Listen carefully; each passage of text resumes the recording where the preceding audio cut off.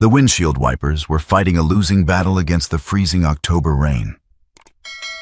I was gripping the steering wheel of my truck, knuckles white, trying to navigate the slick streets of downtown Seattle. The gray sky pressed down on the city, matching the heavy feeling in my chest that had been there for months. I told myself I was just driving to the hardware store, just a normal Tuesday errands run. But fate has a way of putting you exactly where you need to be, even when you don't want to be there. I stopped at a red light on 4th Avenue, the heater blasting against the damp chill seeping through the windows. That's when I saw the figure on the corner. A woman, wrapped in a soaked, oversized coat that looked like it had been pulled from a dumpster. She was holding a cardboard sign that was dissolving in the rain, and clinging to her chest was a bundle wrapped in plastic trash bags. Most people looked away. That's what we do in the city. We pretend not to see the suffering. But something about the way she stood, the tilt of her head, sent a jolt of electricity down my spine. She turned slightly to shield the bundle from a passing bus's spray, and I saw her profile, my breath caught in my throat. It couldn't be. My daughter, Eliana, was supposed to be in a luxury condo in Bellevue, living the perfect life with her successful husband. But as I stared, the woman looked up, her eyes hollow and dark. It was Eliana, and she looked like she was dying. Before we continue this story, I need to know who is riding shotgun with me on this journey. Let me know in the comments where you are watching from right now. And if you want to see how a father fights back when the world tries to break his child, please like this video, share it, and subscribe to the channel. I want to know who is standing with us. I didn't bother checking traffic. I threw the truck into park right there in the turn lane and jumped out into the deluge. Horns blared behind me, angry and impatient. But the sounds seemed miles away. All I could hear was the blood rushing in my ears. I ran toward her, splashing through icy puddles. "Eliana!" I screamed her name, my voice cracking. She flinched violently, stepping back toward the brick wall of the bank building as if I were about to strike her. She looked at me with zero recognition at first, just pure, animalistic fear. Then, clarity broke through the exhaustion on her face. "Dad?" she whispered. Her lips were blue. "Dad, no. You have to leave. They're watching." "Who is watching?" I reached for her, but she recoiled. "Please go. If they see you, they'll hurt us. They said they'd hurt you." She was scanning the street, her eyes darting frantically to the parked cars across the intersection. "I am not leaving you on this corner," I growled, grabbing her arm gently but firmly. The bundle against her chest shifted, and a tiny cry erupted from beneath the plastic. My granddaughter, Daisy. "Get in the truck, now." She hesitated, trembling so hard her teeth chattered audibly. "They'll take her away, Dad." "You don't understand." "Let them try," I said, pulling her toward the passenger side. I practically lifted her into the seat. She was light, dangerously light, like a bird made of hollow bones. I slammed the door, shutting out the rain and the city, and scrambled back into the driver's seat. I locked the doors immediately. The silence inside the cab was heavy, broken only by the rhythmic thrum of the engine and the heater fan. Eliana was curled into a ball against the door, clutching Daisy so tight her knuckles were white. The smell hit me then. The scent of wet wool, unwashed skin, and the metallic tang of the street. It broke my heart. I pulled away from the curb, ignoring the angry gestures from other drivers. I drove aimlessly for the first few minutes, just needing to put distance between us and that corner. My mind was racing, trying to piece together a puzzle that made no sense. 6 months ago, I had visited them. I had seen the marble countertops, the expensive cars, the nursery filled with designer toys. "Where is Preston?" I asked, my voice low. I was afraid if I spoke too loud, she would shatter. "Where is your husband, Eliana?" She flinched at his name. She squeezed her eyes shut, tears leaking out to mix with the rainwater on her dirty cheeks. "He's at the house," she whispered. "Does he know you're out here? Does he know his wife and child are begging in the rain?" She let out a sound that was half laugh, half sob. "He knows, Dad. He dropped us off." The truck swerved slightly as my hands seized on the wheel. I corrected the course, staring straight ahead, feeling a cold, dark rage beginning to form in the pit of my stomach. "He what?" "He dropped us off," she repeated, her voice dead. "Shift starts at 8 a.m. If I don't make $50 by sunset, we don't get let back inside." I didn't ask another question. I couldn't. If she told me one more thing right then, I would have turned the truck around and done something that would have put me in prison for the rest of my life. And I couldn't help her from a jail cell. I needed to get them safe. I didn't go to my house. That would be the first place anyone looked. Instead, I drove north, heading toward a small fishing cabin I owned near the Snohomish River. It wasn't much, just a dry roof and a wood stove. But it was off the grid, and nobody knew about it except me. When we arrived, the rain had turned into a soft drizzle. I hustled them inside and got a fire going in the cast-iron stove. I found some old blankets and heated up a can of soup on the burner. Eliana sat on the rug by the fire, unwrapping Daisy. My granddaughter was 7 months old. She looked pale, her skin slightly rashy, but she was alive. She guzzled the warm water I offered in a clean cup. Eliana ate the soup with shaking hands, shoveling it in like she hadn't seen food in days. I watched them from the kitchen table, the darkness outside the window pressing against the glass. I was 70 years old. I had a bad hip and high blood pressure. But as I watched my daughter tremble, I felt 20 years younger and ready for war. Once the food settled in her stomach and Daisy had fallen asleep on the makeshift bed of cushions, Eliana finally looked at me. The firelight danced across her face, highlighting the hollows under her cheekbones. "I'm sorry, Dad," she whispered. "I'm so sorry I didn't call." "Stop," I said gently. "Just tell me how. How did it go from the country club to the street corner?" She took a deep breath. "It started right after Daisy was born. Preston changed. Or maybe he just stopped pretending. His mother, Lydia, moved in to help with the baby. Suddenly nothing I did was right. I was too emotional, too tired, too unstable." She picked at a loose thread on the blanket. "They stopped letting me sleep. Preston would wake me up every hour, claiming Daisy was crying when she wasn't. They wore me down, Dad, psychologically. They made me feel like I was losing my mind. It's easy to judge when you're on the outside looking in. We like to think we're smart, that we'd never let someone manipulate us like that. But abuse isn't always a bruise on the face. Sometimes it's a whisper in the dark that steals your sanity. If you are watching this, and you know someone is hurting, or if you've been through the darkness yourself, you know how hard it is to ask for help. Don't just scroll past.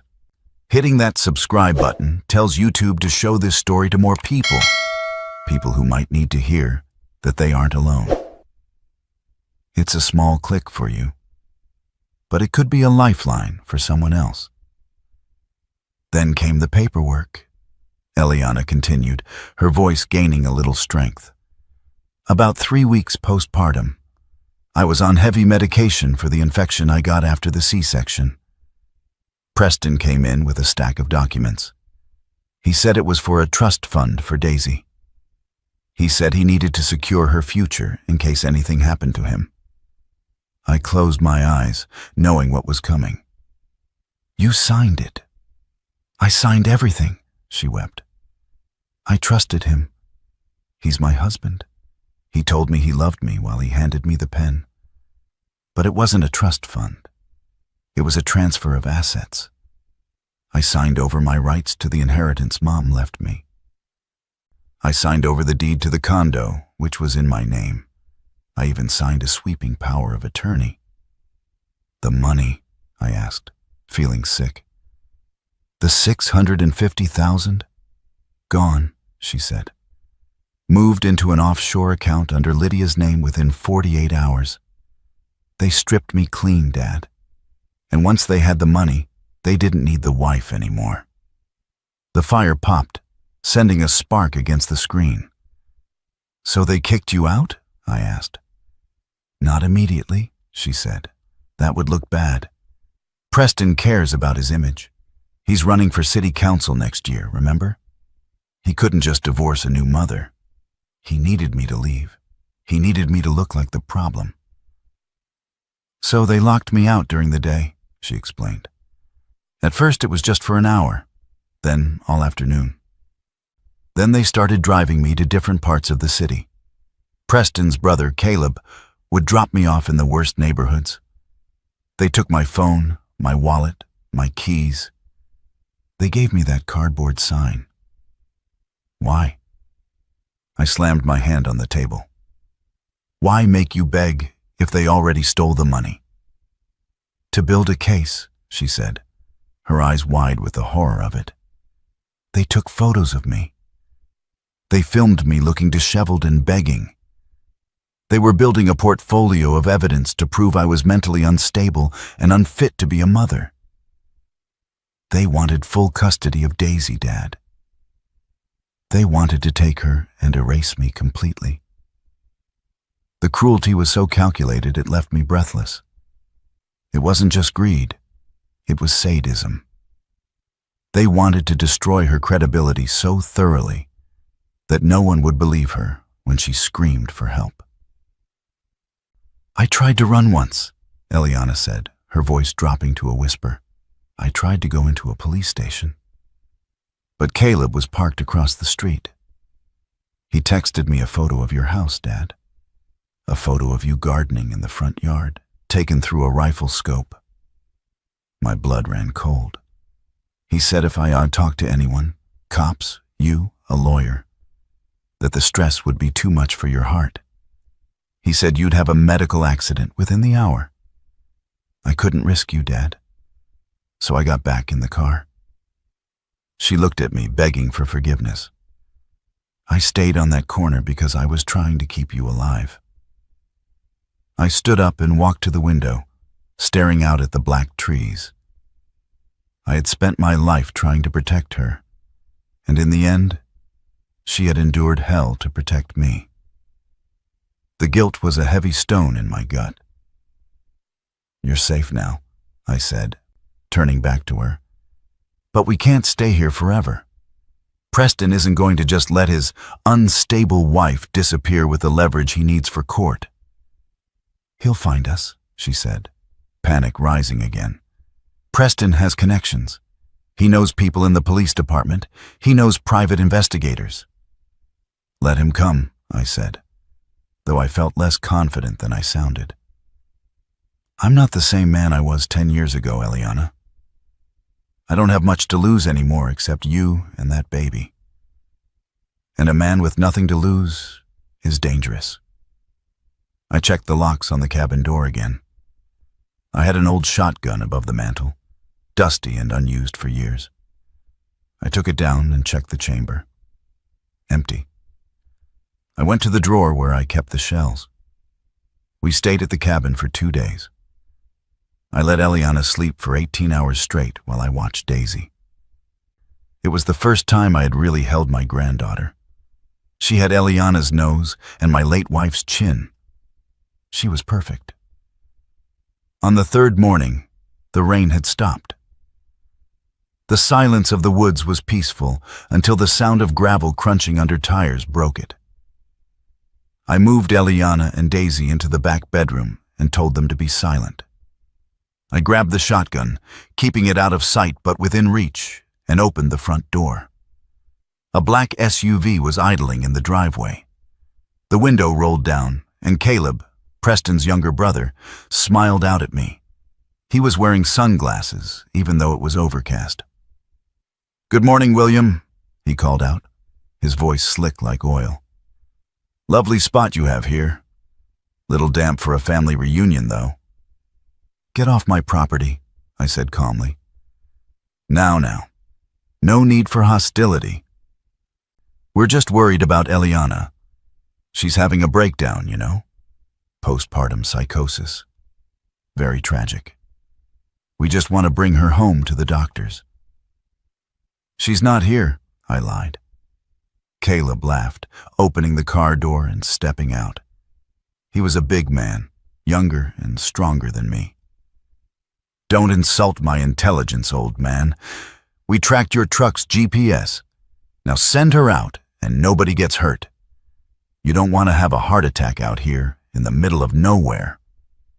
He took a step toward the porch. I raised the shotgun. I didn't aim it at him, just held it across my chest. I said, "Get off my property." Caleb stopped. He looked at the gun, then at me. He sneered. "You think you can protect her? Preston has already filed the missing persons report. The police are looking for a kidnapping suspect." "That's you, William." He got back in the car. "We'll be back with the badge-wearing friends. Enjoy the quiet while it lasts." He reversed down the drive and sped away. My hands were shaking so bad I almost dropped the gun. We couldn't stay. The clock was ticking. We left 10 minutes later, taking back roads to avoid the highways. I knew we couldn't run forever. If they had the police involved, we would be stopped eventually. We needed to stop playing defense and start playing offense. I drove us to the city, but not to hide. I drove straight to the office of an old friend. Adrian Vance wasn't a fancy corporate lawyer. He was a shark who specialized in fraud and difficult divorces. He owed me a favor from 20 years ago when I pulled him out of a burning car wreck. We walked into his office, looking like refugees. Adrian took one look at Eliana and buzzed his secretary. "Cancel my afternoon and get me coffee, a lot of it." We sat in his leather chairs and told him everything. When Eliana finished explaining the forced begging and the financial theft, Adrian didn't look shocked. He looked angry. "It's a classic setup," Adrian said, pacing the room. "Gaslight the mother, steal the assets, frame her for incompetence, get full custody. It's evil, but it's effective. The problem is proof. Right now, it's her word against a pillar of the community." "We need a smoking gun," Adrian said. "The begging? He'll claim she wandered off and refused to come home. The money? He'll produce those signed documents." "We need to follow the money," I said. Adrian nodded and picked up his phone. "I'm calling Tanya." Tanya was a forensic accountant, an investigator who looked like a librarian but worked like a pit bull. She arrived within the hour with a laptop and a secure server connection. "If the money moved, I'll find the tracks," Tanya said. She started typing, her fingers a blur. "Give me the account numbers, social security, everything." While Tanya worked, I paced. Eliana held Daisy, rocking her back and forth. The room was tense, filled with the click-clack of the keyboard and the heavy breathing of desperate people. "Found it," Tanya said 20 minutes later. "He was sloppy. He thought you were too broken to check." "What is it?" I asked. "The trust fund transfer," Tanya pointed at the screen. "He backdated the signature, but the digital timestamp on the bank's server shows it was uploaded at 3:00 a.m. on the 14th. That was while you were still in the hospital, Eliana. And the notary stamp? It belongs to a woman who died 3 years ago. Forgery, Adrian said, a grin spreading across his face. That voids the documents. There's more, Tanya said, her face grim. I pulled his text logs. He didn't scrub his cloud backup. Look at this thread with Caleb. She turned the screen. It was a text from Preston to his brother. Make sure she stays on the corner until at least 6 p.m.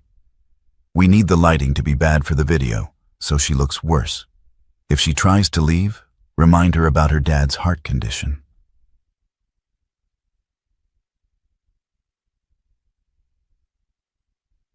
That's coercion, Adrian said. Kidnapping, extortion. Just then, my phone buzzed. It was a notification from Facebook. A video was trending in my local area. I clicked it. It was shaky footage of Eliana shivering on the corner, looking disheveled. The caption read, "My poor wife has lost her battle with mental health. She has taken our daughter and run away. Please, if you see her, call the police. We just want them home safe." The comments were brutal. What a horrible mother. She looks like a junkie, praying for that poor husband. Eliana saw the screen and sobbed, burying her face in Daisy's blanket. Everyone hates me. I can't go outside. They all think I'm a monster. I felt the rage boiling over. I wanted to reply. I wanted to type in all caps that Preston was a devil. Don't, Adrian commanded, seeing my thumb hovering over the screen. Do not engage. Let him think he's winning. Let him think we are cowering in fear. If we respond now, he destroys the evidence. We need him to feel safe. He's destroying her reputation, I shouted. And we are going to destroy his life, Adrian said calmly. But we do it on our terms. We invite him to a meeting. We tell him Eliana is ready to surrender. The plan was dangerous. It required Eliana to be in the same room as her abuser. But she looked at me, wiped her eyes, and nodded. I'll do it. For Daisy. Adrian set up the meeting at a neutral location, a conference room in a hotel downtown. We told Preston's lawyer that Eliana was exhausted, out of money, and ready to sign the custody papers if he promised not to press charges for kidnapping. Tanya spent the night preparing the dossier. We had the forged notary logs, the bank transfers showing the money going to the mother-in-law, and the text messages proving the conspiracy to endanger a minor. We also found something else. A life insurance policy taken out on Eliana 2 weeks ago. Double indemnity for accidental death. They weren't just going to take the baby, Tanya whispered to me in the hallway. They were hoping she'd die on the street. Hypothermia. An accident. They were betting on it. The morning of the meeting, the sky was clear but cold. I wore my best suit, though it was a little tight around the shoulders. Eliana wore a simple gray dress. She looked tired, but she didn't look like a victim anymore. She looked like a survivor. We arrived at the hotel early. Adrian set up a camera in the corner, disguised as a speaker. Tanya sat in the next room, monitoring the audio. Remember, Adrian said, let him talk. Let him dig the hole. At 10 a.m. sharp, the door opened. Preston walked in, flanked by Lydia and Caleb. They looked like royalty. Preston was wearing a $2,000 suit and a look of mock concern. Eliana, he said, opening his arms. Oh, honey, thank God you're safe. Eliana didn't move. She stayed seated next to me. Sit down, Preston. Preston's smile faltered for a second, then returned. He sat. Lydia glared at me with pure venom. We have the papers ready, Preston said, sliding a folder across the table. Full custody to me. You get visitation on weekends, supervised. And we'll get you into a nice treatment facility for your episodes. And the money? I asked. The condo? Lydia scoffed. Reimbursement for the emotional distress she's caused this family. It's all in the agreement. So you admit you took it? Adrian asked quietly. It was a family asset transfer, Preston said dismissively. She signed for it. Just like she's going to sign this. I'm not signing anything, Eliana said. Her voice was steady. Preston sighed, his face hardening. Don't make this difficult, Eliana. You're homeless. You're unstable. You have nothing. If you don't sign, I'll have your father arrested for kidnapping and you'll never see Daisy again. Actually, Adrian said, opening his own folder, we have a different offer. He slid a photo across the table. It was the text message about keeping her on the corner. Preston picked it up. His face went pale. Then Adrian slid the bank records. Wire fraud, he said. Then the notary log. Forgery. Then the insurance policy. Conspiracy to commit murder. The room went deathly silent. Caleb looked at the door like he wanted to run. Lydia looked like she had swallowed a lemon. This is illegal, Preston stammered. You hacked my phone. Investigative discovery, Adrian smiled. And by the way, we're live streaming this meeting to the district attorney's private server. The police are waiting in the lobby. Preston stood up, knocking his chair over. You can't prove intent? I don't have to, Eliana said, standing up to face him. She looked tall, powerful. The jury will do that for me. The door burst open.